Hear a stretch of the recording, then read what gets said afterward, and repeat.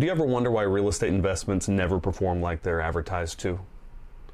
I believe it's because most real estate firms are either incompetent or dishonest. Both of those are bad. Today I want to take a minute and show you 7 ways that I see very commonly that real estate investment companies cook their books, either through incompetence or dishonesty. Let's break this down together so you don't get burned. Jeremy Watson. I'm the CEO of Bedrock Investment Property, and today I wanted to show you 7 things that you can completely omit from a pro forma to juice up your returns if you're cooking the books. I'm sorry. I see so many pro formas that are such crap in this industry, and they all frustrate me uniquely. The truth is, real estate is a great asset, and I love real estate, and I love real estate investors, and I love other companies that invest in real estate. But there's no reason to relentlessly cook your books just so you have higher returns. People tell us all the time, oh, your cash on cash returns look kind of low. Yeah, they do, because they're honest. When my company, Bedrock Property Administration, signs up to run the business management services for a piece of property for 5 to 7 years, we are absolutely committed to the long-term health of that property. And what I've seen over and over and over is when someone else shows me another company's pro forma, oh, they're showing 10% higher returns than you are on a property in the same market. It's because they are simply omitting things. Number 1, closing costs. A lot of companies omit closing costs entirely. They only talk about the down payment when they talk about what you're putting into the property, and so all their numbers are juiced up by $5,000 to $10,000. We're talking 10% out of the gate on a leveraged property can make your returns look huge if you just don't talk about and closing costs. If you just act like they don't exist. I've seen at least 5 companies completely omit closing costs from their pro formas, and it does make their returns look sweet. It's not honest, but it does look sweet. Number 2, acquisition fees. The company you're working with, a turnkey company specifically or a syndication specifically, is going to have some sort of acquisition cost that they're going to charge for doing all the work to help you get the property. We have one.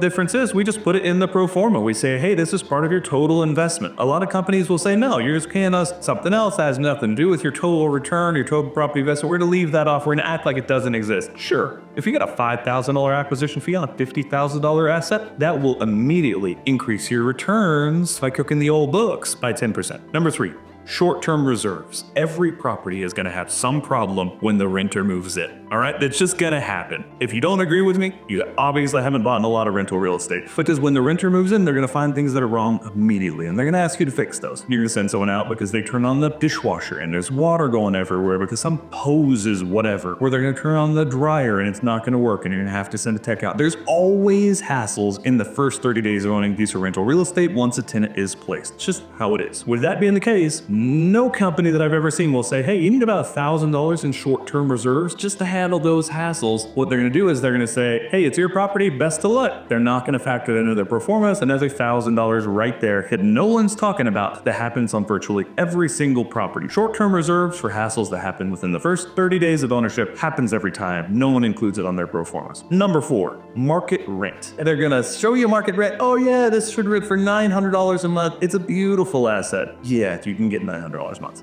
Unfortunately, they're usually off to the next property, off to the next thing. When you're trying to rent the property for $900 a month, you realize it's kind of in a dodgier area of town than you would thought, and all of a sudden you're not getting $900 a month. All of a sudden you're getting $820 a month, $825 a month, $795 a month. You finally get it rented, and you realize the pro forma that you were sold was so inflated. You talk to your property manager and say, hey, why do we get $900 a month? And they say, well, that's pretty aggressive. Like, I've never seen $900 a month for this type of unit in this location. And so overstating market rents can make the pro formas look great, but if it's not accurate, it's just going to be a hassle long term. It's going to be a fly in the ointment. And with Bedrock, we're picking up a business management contract on probably 90% of our properties. We don't only help you buy it with our acquisition company, but with our sister company, our admin company, we help you deal with it for 5 to 7 years. And when that's the type of commitment we're making, we don't want 5 to 7 years of having to say, well, I guess we cooked the books a little bit and all these numbers are total trash. No, our pro formas are really as conservative as we can make them so that long term confirm you're happy with our service. We're going to understate it and overperform. So if you want to see a full pro forma breakdown, again, click on the link below. I've got one that's about 30-45 minutes, and we really walk through right here, this property. We're going to walk through that together with you and make sure you understand exactly what we're doing, what our assumptions are, what we do on our end to make sure our performance are as accurate as we can make them. There's always going to be some room for error, but there's not going to be blatant inclusions, and there's got to be blatant omissions, which I think is a really dishonest way to do it. Number 5, property management expenses.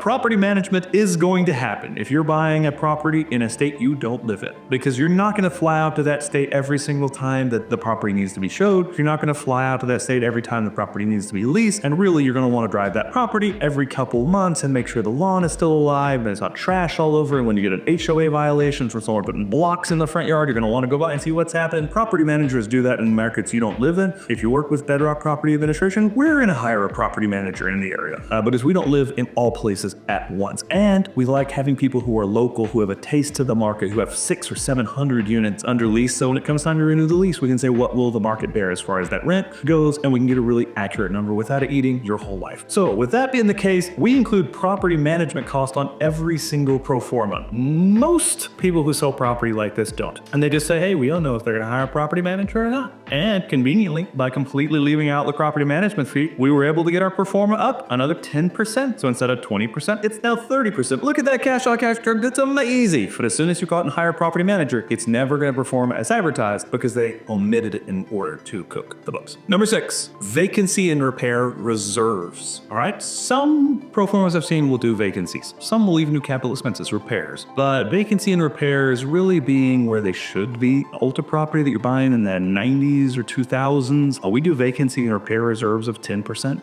Right? On the $18,000 a year gross rent, we're putting $1,800 into vacancy and repairs every single year. Now, when the property sells, that money's going to come back to you. But half of Bedrock's success has been the fact that we've always had really healthy, meaty reserves, because we've been able to never really have to go to a client and say, hey, you've got to put more money in. You've got to put more money in right now where this whole thing's going south, because we have really heavy upfront pre-funded reserves. And along the way, we really reserve very heavily to make sure there's enough money in the account to take care of anything that happens. Come what may. Most property managers don't have that at all, or most people who are selling real estate like this, helping people find real estate like this, don't have that at all. Vacancy and repairs is crucial. If you don't think it's crucial, if you can't buy it on someone's pro forma, talk to us. We'll at least be honest with you. Here's the fundamental problem. People are trying to make real estate look like a high return investment, and it's not. Real estate's a moderate to high return investment. The thing about real estate that's beautiful is it's a low to moderate risk investment, right? Usually it's high risk, high return, moderate risk, moderate return, low risk, low return. Where you really get into the great assets is when you're able to get low to moderate risk from moderate to high return. And that's what real estate does. We don't have to act like real estate is the highest return in the history of mankind, but it's not the highest risk in the history of mankind. It's a low to moderate risk. We know what we're getting into with a single family residential piece of real estate with one renter and one owner. We know what we're getting into. It's a pretty simple process. My team has done this for 4,000 times in the past 10 years. And so the truth is,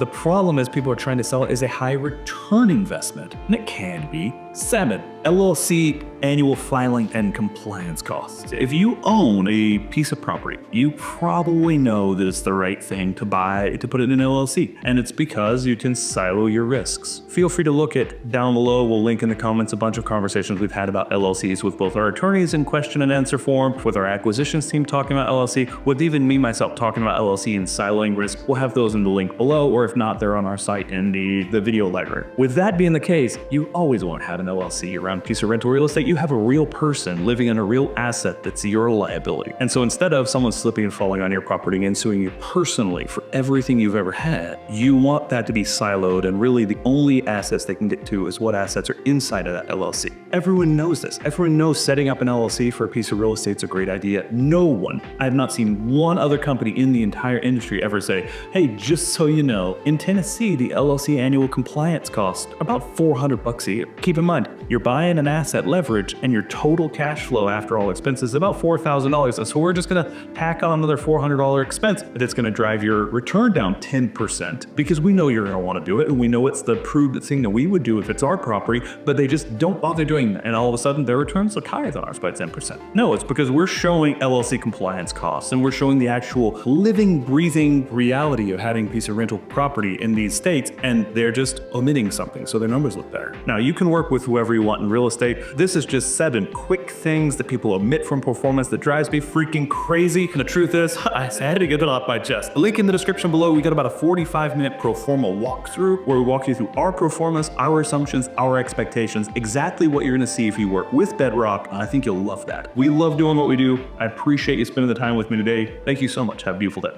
Bye-bye. If you enjoyed that clip, this is actually part of a 9.5-minute piece we produced talking about the 7 different things that real estate companies do to cook their pro formas. If you want to see the whole 9.5-minute clip, click the link below. Thanks for following along. Have a good day.